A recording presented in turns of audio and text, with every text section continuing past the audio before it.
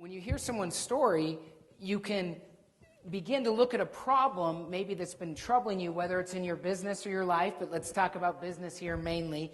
Whether it's in your business, you can start to look at the problem in a different way and realize that there may be a different solution to something that's been vexing you, even if it has for a long, long time.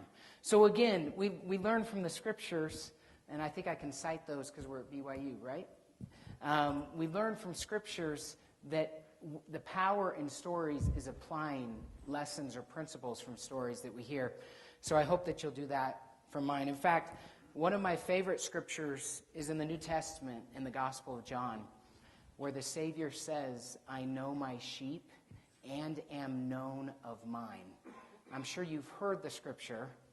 I also would bet, I'm not going to take a poll, but I would bet that when you hear that scripture, most of the emphasis is on knowing your sheep, like knowing people, knowing each other.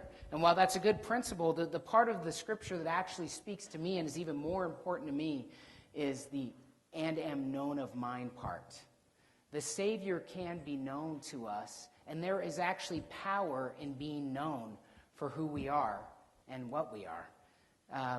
It's being known at times is harder than knowing, because we want to put up walls. We sometimes don't want to share. We're embarrassed about mistakes that we make, whatever the case may be. But being known for who we really are is a powerful principle. And again, I guess I'm kind of prefacing all this with saying I'm going to be vulnerable here for 30 minutes and kind of open wide up, and I hope it's beneficial to you. I want you guys to know me. You'll notice from the title that there's no what, right? The why, who, and how. And there's no what, and that's not by accident.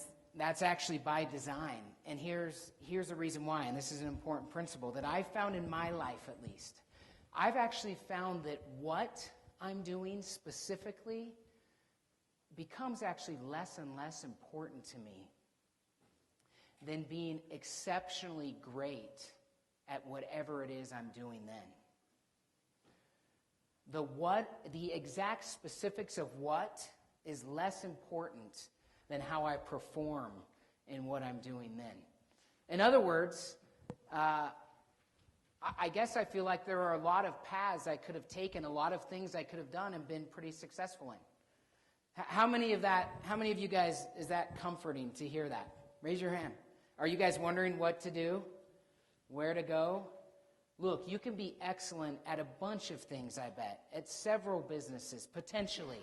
So don't get bogged down in the what of what you're doing. Get bogged down on why you're doing it, or think about why you're doing it, who you're going to do it with, and how you do it. Not necessarily what. Again, as I've grown up a little bit in my career, I've realized that the specifics of the everyday what become a little bit less and less important to me, and it's more about doing the very best. And that's really a good jumping off point. Or let me say one other thing, the reason why the what, I've mentored quite a few entrepreneurs here. In fact, there's a bunch of good friends that I have here that are in the audience that I've seen, and maybe some that I haven't seen, that I've mentored and talked to about businesses. So often we have this fear of just taking a step or going forward. But I've found personally in my life that if I go forward kind of in faith and do the very best that I can, that it's while I'm walking down the path that God or the Holy Ghost can kind of guide me or nudge me. In other words, fear plays a very bad role in kind of innovation and inspiration. It's the opposite of innovation and inspiration, I would say.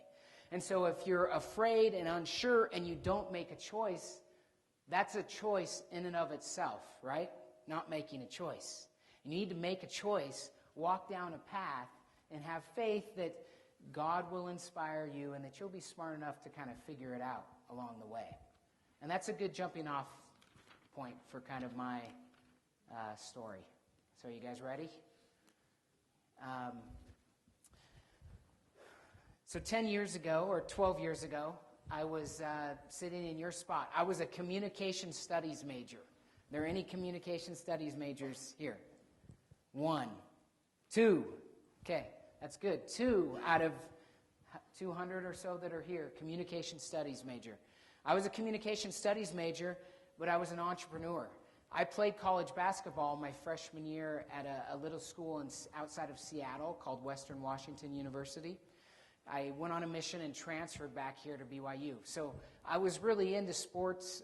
I was also a quarterback in high school. And so I'm giving you the reason why I did communications is I was really interested in kind of this. I was also interested in kind of broadcasting and or coaching and things like that. And I always thought that I'd go and get an MBA. And so I really kind of didn't want to do business on top of business personally. So I was a comm studies major, planning on getting an MBA, which, by the way, I have never gotten, and I can tell you more about that as we go. But I was very entrepreneurial and interested in business. Who's heard of the Management Consulting Club? Is that still around? Have you guys heard of it in the business college, the Management Consulting Club? So even though I was a comm studies major, I got heavily involved with the Management Consulting Club when I was a junior. And then when I was a senior, I ran it with one of my best friends in undergrad, who, by the way, is now one of my partners at Peak. I'll tell more about that story. But we ran it together my senior year. So I was a comm studies major, kind of running the Management Consulting Club. And I had a really cool internship the summer before my senior year. I was driving home from Dallas, Texas, stopped in Albuquerque, New Mexico. It was my 1-year anniversary. I had just gotten married. My wife was already back here in Utah. She taught second grade, and so she had to start teaching like the week before. I remember sitting down at the Marriott, I think in Albuquerque, and calling my wife on our anniversary, and I was having like steak and lobster because the internship I had was like paying for it, and my wife was in our apartment at Y-View, and we kind of talked over the phone. She was going to teach second grade, so we were rich, right? We were rich. She was making like $2,000 a month teaching second grade. I was still going into my senior year, and I remember telling her that I had been thinking a lot about a business I might be able to start during my senior year at BYU. Because it's a good decision to be an entrepreneur and to be in control of your destiny, I believe. And so we started talking about ideas and talking about names and office space and employees and clients and what we could kind of do to start this business. And it was a really fun and like exciting time. Again, I didn't have to work. I didn't have any children.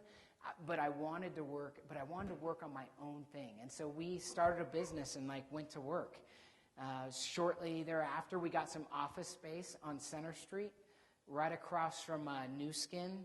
There used to be an old pharmacy on the main floor. You guys probably don't remember. It's like kitty corner to New Skin this way. That was our first office space. We had like Mighty Light desks and cheap chairs that like we'd stolen. I don't even know where they came from. And we just went to work, and we just started making things happen. At the same time, I was running the Management Consulting Club, remember, with a good friend of mine. His name was Jamie Dunn. And so my senior year, I was finishing school, running my startup, and also flying around the country interviewing with like Bain and McKinsey and groups like that. And obviously there comes that critical time, as you guys know, where you have to kind of make a decision of what you're going to do, usually about this time, by the way, February or January or February, where you have to decide. And this gets into the why I was an entrepreneur. And again, this is personal. This is my story, but this is why I'm an entrepreneur. And the reason that I'm an entrepreneur, as I thought and prayed and envisioned my future, as I went and interviewed, I remember specifically interviewing with McKinsey and Company in San Francisco, and flying home from that interview, I just did not feel comfortable with it. Like I just did not feel like it fit me right. It just, for me, I guess, and now I know how much more of an entrepreneur I am, constrictive, or it just didn't fit me. And I had little hints like that kind of all along the way that now are very clear to me in hindsight. But as I was going through them, they maybe weren't as clear. But it just did not feel right. And so as I prayed about it and thought a lot about it, the resounding answer I got is that I should stick with my startup, MindWire. At that time, we had been running the business for about 6 months. We had some clients. We had some employees. I don't remember exactly, but 3 or 4 maybe employees. My partner and I had not taken a penny home. In fact, we had raised a little bit, like $40,000 of kind of seed capital from family and friends, and that was it. We had made a decision that we were going to bootstrap it, which, by the way, I think was a good decision. We had spoken to a bunch of the VC firms and knew them. There were people, I think, pretty anxious to give us money, but we decided we were going to bootstrap it and kind of do it on our own. And I decided I should do that. And the overwhelming reason for me is of why I'm an entrepreneur is discipleship. And that might seem kind of like a strange concept, but again, this is my story, and this is true. The feeling that I had of why I should stick with my business and why I should be an entrepreneur was because of kind of this path of discipleship, right? Do we have something to wipe this off with?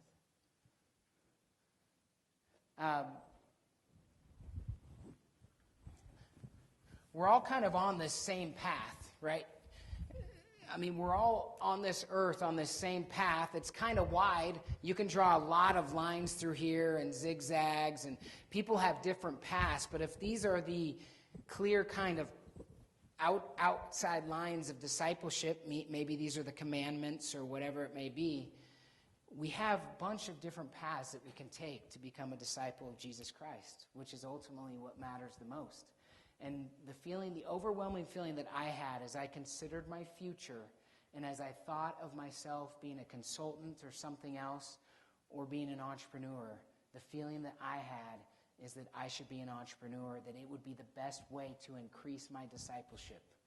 And I think that it has. And maybe you might ask why, but as soon as you are an entrepreneur, I think you'll see why. Because every day you have important decisions that you are making that are moral decisions. You have payroll decisions, employee decisions, partner decisions, investor decisions, growth kind of in your business decisions, and a myriad of other different issues to kind of decide and contend. Also, you're the leader. You are the entrepreneur. You are the heart and soul of your business. Without you, there would be no business. And so that kind of pressure acts as a great kind of refiner's fire or crucible to help grow your discipleship. It has for me. It's been really challenging to be an entrepreneur, but it's been really, really rewarding, and I wouldn't trade it for anything. That's why I'm an entrepreneur. It's because I felt like it would be the best path for me to become a disciple. So I could tell you a lot more stories about how we kind of grew that business. I remember a funny story. I remember our first kind of 6-figure client, like a job that was, $100,000 plus. I remember it was a big client in Salt Lake, and they wanted to come down to our offices. And we did everything we could to not meet in our offices, right, for obvious reasons. Because if you came into our office, you'd probably be scared. I mean, it just wasn't that nice. We didn't have that much furniture.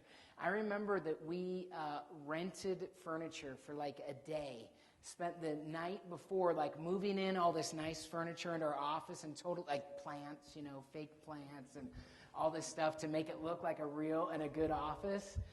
The client came in and was there for several hours, 3 hours the next day, and then we moved it right out. We didn't get the job, by the way. So that was a bummer. But that's kind of a funny startup story. Eventually, we did start getting those 6-figure contracts. We grew the business, and we actually grew through the dot-com explosion. Obviously, we know about 9/11. You probably are familiar, at least somewhat, what happened with the stock markets and technology during those years. But technology companies and values just crashed, but we grew through that. And because we grew through that, we gained a lot of notoriety. And there was a NASDAQ-listed firm out of Southern California. It was kind of a multimedia conglomerate that was gobbling up little agencies like ours. And they first kind of came after me and wanted to hire me. And I said, I don't want a job and I don't want to be hired, but you could maybe look at our business. And so anyways, eventually we sold the business to a NASDAQ-listed company. And I think that was in 2003. So that's 9 years ago. So I was like 25 or 26 years old. And by the way, on the other side of the negotiating table was like a 50 to 55-year-old Harvard MBA, and I was a 25-year-old undergrad at BYU. You can probably imagine who got the better end of that deal. But it was a great experience for me to sell my first business to a publicly traded company when I was so young, and it was a really good learning experience for me. I'm going to jump kind of to the present now. There's a lot of things that I did in between kind of MindWire. There's a lot more I could tell you about MindWire, but I want to go to the who. And for me, the who is, what I mean by this is with who. I've kind of told you a little bit about myself. I'm a team guy. I played team sports my entire growing up. I love football and basketball. I still play them and still love them. I just love team sports, and I personally feel like that the joy you can have with partners is better on your own. One of the things that I notice when entrepreneurs come to talk to me is they often ask me, like, should I have partners, or should I get a partner, or I don't want partners, like I want to do everything on my own. And for me, again, personally, in my story, my partners have been critical to all the business things that I've done. I couldn't have done anything that I've done without good partners. Again, as I often think about, you may think about this too sometimes, I often think about like what's most important in life? What could I spend my time on that means the most? And usually what I come back to is I don't really know for sure. You probably don't know. But what I'm confident is that some of the things that are most important are probably some of the things that last the longest. And we know that relationships can last forever. And I just feel like having partners that you can share the successes and joys of business with are really important. So for me, the who is with good partners. And let me tell you two kind of key principles. You might want to take a couple notes about how to choose like good partners. Because again, when I speak to entrepreneurs, they often ask me, how do you choose a good partner? Blah, blah, blah. I'm not going to tell you the exact specifics because it's not an exact science, I don't think. However, here are two key principles that I think you can follow. So the who. Number one, and most importantly, and I'll tell you more about my current partners here in a minute in my current company, because they're two of my best friends and two great guys. But you've got to have the same core principles and values. Number one, although you could be totally different and it doesn't matter, a bunch of things don't matter if you're different. But your core kind of principles and values, your core foundational goals, you have got to be as close to alignment in those with your partners as you possibly can. If you are potentially partners with someone or thinking about being partners with someone where you don't feel this is the case, in my experience, again, this kind of goes back to discipleship. When the waves hit your startup boat, it is really hard, or it can be really easy to give up principles or to cheat this or that. And if you do not have good partners that have your back and that are with you in the core foundational principles that matter, I just think in the long run, you're setting yourself up for some heartache and potential problems. Number two, the number two principle, again, this is something I think you can apply consistently. Strengths that complement your weaknesses. This, again, goes back to part of the discipleship. You need to be self-aware.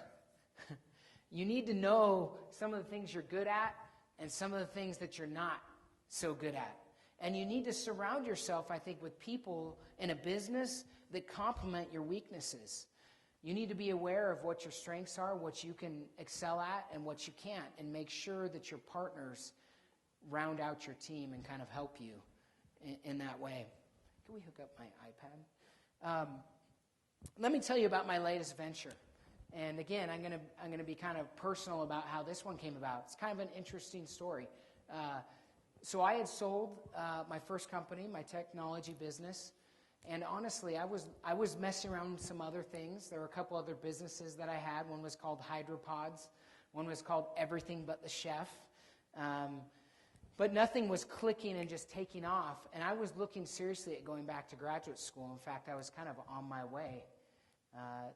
And I was actually probably, my wife and I had been out to Boston twice, and I was going to Harvard to get a theological studies degree. I don't. Does anyone have a USB that we could connect my iPad with? I don't know. David can help you right here, maybe. So I was actually going to get a theological studies, a master's degree in divinity. And I was 27 years old, and I was kind of on my way. And I was actually called to be a bishop in my home ward in Provo. And that totally changed my course, because I was leaving, and I now was kind of stuck in Provo. And that wasn't necessarily bad. I'm glad that it happened, but it was a surprise, obviously, to me, and I was really young, but it totally altered my course. After I sold MindWire, I had taken the proceeds of that exit and rolled it into real estate, which is something that my dad did growing up and something that I knew quite a bit about and really liked. And I won huge kind of in real estate when everyone was winning huge. You guys might be a little young, but, the real estate market was crazy, as you guys know, 5 or 6 years ago. And I turned that money over several times, but I had some foresight to understand that there is no way that this market could stay this hot. There's no way that it could last. And so I started having a bunch of discussions with guys about starting kind of a real estate fund or private equity firm. And the one that I spoke to the most was the guy I ran the management consulting club with at BYU. His name's Jamie Dunn. He had gone on to Bain in Dallas, actually, and then got an MBA at Wharton and was working for a large multifamily developer in the southeastern United States. And I started sharing some of my thoughts with him. I wanted to buy, number one, distressed real estate, and number two, apartment communities for like cash flow, because I was interested in cash flow on my capital. Plus, I was afraid of kind of what was coming. Owning real assets obviously can be a great hedge in a declining market, and I wanted to own real assets with cash flow. And so he immediately hooked me up with who's become our third partner now, and another great friend of mine. His name is Jeff Danley. He worked in private equity and venture on the East Coast in Connecticut, and got an MBA at Dartmouth. That's where he and Jamie met. They met at some kind of Ivy League schmooze fest in Manhattan, LDS schmooze in Manhattan. And he was working for a large apartment developer in Southern California. Jeff flew up, and we met at Thanksgiving Point kind of over a deal. This is like 5 years ago. And we were talking about a specific deal, and about 10 minutes into it, I said, what I really want to do is take my capital, raise additional capital, and create like a fund and do more sophisticated deals, the kind of deals that you and Jamie have been doing at your current companies that, by the way, I hadn't really done before. And shortly thereafter, we formed Peak Capital Partners.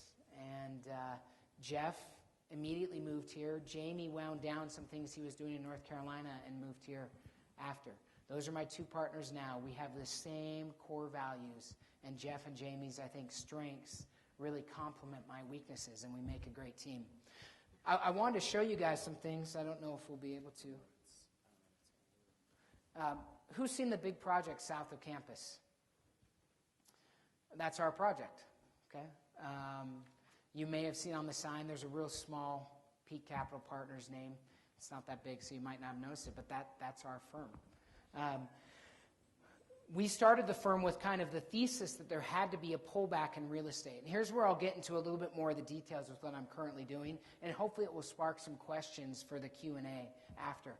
But we had this thesis that there was going to be a pullback in real estate, and we wanted to buy distress opportunities and also in cash flow. And this was like in 06 or 07. We did our first deal at the very beginning of 07. It was a distressed deal. It turned out great. We invested a little bit of capital, and we had an investor invest $1 million. The return was fantastic, and the next time that he invested $10 million. And that's kind of how we've grown. A couple of interesting things is that we did a couple of distressed deals during 07, 08, and 09, but if we had deployed our capital into apartment communities at that time, that was the wrong time to be in apartment communities. Like, it kind of hadn't tipped yet, right? So we spent the first couple of years basically establishing these relationships with sellers, large sellers of multifamily assets, large apartment assets, and we're ready to buy when it tipped and pricing got better for buyers. We're buying mainly from large distressed institutions. I won't say any of their names in the lecture, I guess, but you would have heard of them. These are large banks that own a lot of multifamily assets. And as they look at around their portfolio and they say, how are we going to pay the federal government back? Or how are we going to fix our balance sheet? They have to look across their portfolio of assets and decide what they can maybe sell. And the only thing they can sell are these apartment assets. So we're happy to raise our hand and say, we'll buy them at this price. And at first, people would swear at us and not be happy with us. Then they'd say no.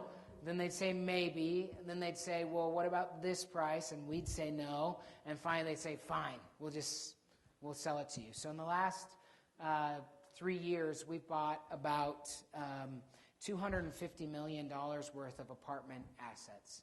Cash flowing. These are B-class, urban infill, strong location kind of cash flowing apartment assets. So myself and my two partners invest in each of these deals, and we've raised roughly 75 or 80 million in outside equity or capital that we've also invested into these companies. So we have our own capital, and then we have investor capital, and we buy these large multifamily assets. We're looking for like kind of a quarterly cash flow dividend and then some appreciation to increase the total IRR or return on investment kind of at an exit. We own a little over 20 assets, like I said, about a $250 million portfolio balance, and we've deployed about 80 million in equity. Okay? So maybe there's some questions. Any luck? Okay. Do you have any ideas, Dave, of how we can? Does anybody know? Okay, no big deal. What I wanted to show you guys was I wanted to take you to a website, and I want to show you a couple of pictures of our projects. So we've talked about our projects. We own in several kind of strategic markets. Salt Lake, we own about 8 assets in Salt Lake. We own in Denver and Colorado Springs because we know this kind of Intermountain West market. And then we also own in the southeastern United States. That's where my partner Jamie is from. We know those markets well. Plus, there are 2 key drivers, and really the 2 most important drivers of apartment assets are, one, population growth, which Utah just has organically, right? There seems to be an unending amount of young families that we can just create in Utah. And the southeastern markets have right from in-migration from the northeast. There's a lot of in-migration from the northeast into the southeast. And then also just job creation is the second, the economy or jobs. That is the second driver of multifamily. Obviously, the Intermountain West, Denver, and Salt Lake has fared a little bit better than a lot of markets. And there are pockets of the southeast that we like to concentrate on, like the Raleigh-Durham area, et cetera, that have fared better as well. So we bought a lot of assets there. Like I said, we own a little over 20 assets, and we're having a good time buying as much as we possibly can. Let me tell you in the last 7 minutes a couple of other. I wanted to show you our website for the Village at South Campus. Can you just pull up it's thevillageatsouthcampus.com. So this is a cool project, guys. I just want to tell you quick about it. This was a distressed opportunity. We kind of bought this land out of bankruptcy, not even sure if we were necessarily going to develop it. We had one investor, great guy from California that wanted to develop it, and we have. Upon completion, the Village at South Campus will be the most valuable apartment asset in the entire state of Utah. We have chose to invest an additional $5 million over kind of our original plans to provide students with a different BYU housing experience, and also to ensure kind of the longevity of the project. We plan on owning this project for multiple generations, for basically forever, for the kind of for the foreseeable future. There are 236 units, 944 students will be there this time next year, and as you've seen, maybe it kind of covers like 2 city blocks. So this is a specific asset that will affect, and we hope positively affect, BYU and our alma mater. All 3 of the partners went to undergrad at BYU. So the Village at South Campus, you've probably heard of it, right, and seen it. If we scroll down, let's see. We can take a look at kind of the current, so that's kind of a current camera picture of kind of what's going on there, okay? So anyways, I'm not trying to like market it, honestly. You can turn that off now if you want, but I wanted to show you, that's an example of a project that you guys are probably familiar with, right? And that's an example of kind of the projects that we're building and developing. Last thing that I'll say on this, and then I'll move into just a couple quick kind of how-tos, in my opinion, that are important. We also invest in operating businesses. I'm an entrepreneur. I can't help myself. Like, I love business. And one of the businesses that we invested in a couple of years ago and that I kind of ran for a year or so was the BYU Business Plan Competition winner, I think in 2008 or 2009. It was called Meter Solutions. Have you guys heard of Meter Solutions?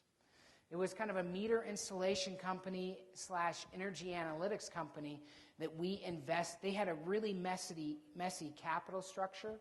We invested in, cleaned the capital structure up, kind of grew the business, scaled it, and then sold it to Vivint just a couple of years ago, a really good exit.